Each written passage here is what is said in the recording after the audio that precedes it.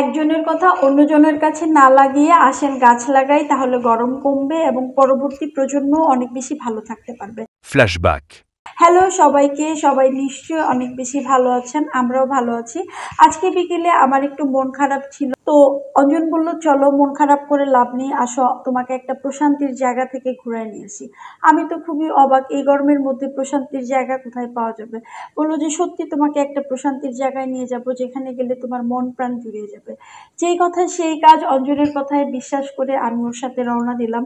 গিয়ে প্রথমেই দেখলাম একটা বিশাল বড় মাঠ।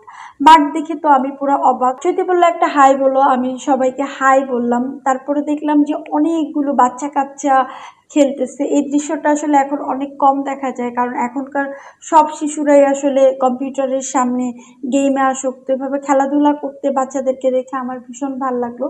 সামনে এগোতেই দেখি মস্ত বড় একটা গাছ, গাছের প্রচুর শেকড়, যেগুলোর উপর বাচ্চারা লাফালাফি করতেছিল, দেখে আমার ভীষণ ভালো লাগতেছিল।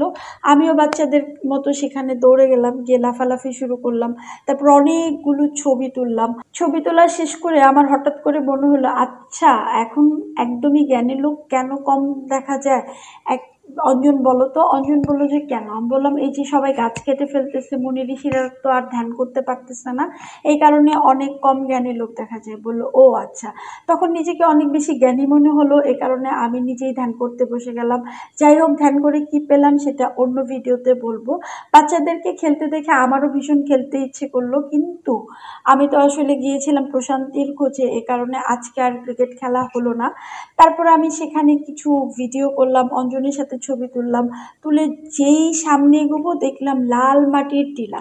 দেখে আমার মনে হলো আমি অন্য কোনো একটা জেলা শহরে চলে এসেছি। টিলার লাল মাটি দেখে আমার ছেলে একদম ঝাঁপিয়ে পড়লো, কারণ আমার ছেলে মাটি দেখলেই ঝাপাঝাপি করে। মাটির সাথে ওর একটা অদ্ভুত সম্পর্ক তৈরি হোক, আমি এটা নিজেও চাই।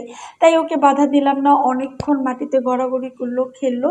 তারপরে ঠিক সামনে এগোতেই দেখলাম এত বড় একটা গাছ। গাছ দেখে তো আমার চোখ কপালে আটকে গেল, কিন্তু গাছের গোড়ায় অনেকগুলো শেকড় ছিল, সেই শিকড়ে যেতে একটু অসুবিধা হলো। অঞ্জন বলল তুমি পড়ে যাবা। আমি বললাম পড়ে গেলে তো তুমি আছোই। এতগুলা শেকড় দেখে আমি একদম দোলনায় দোল খাওয়ার মতো অবস্থা। উঠার সময় যতটা সহজ ছিল, টিলা থেকে নামতে আমার কিন্তু ততটাই বেগ পেতে হয়েছিল। তারপর ঘোরাঘুরি শেষ করলাম, অবশেষে একটা চা দোকান পেলাম।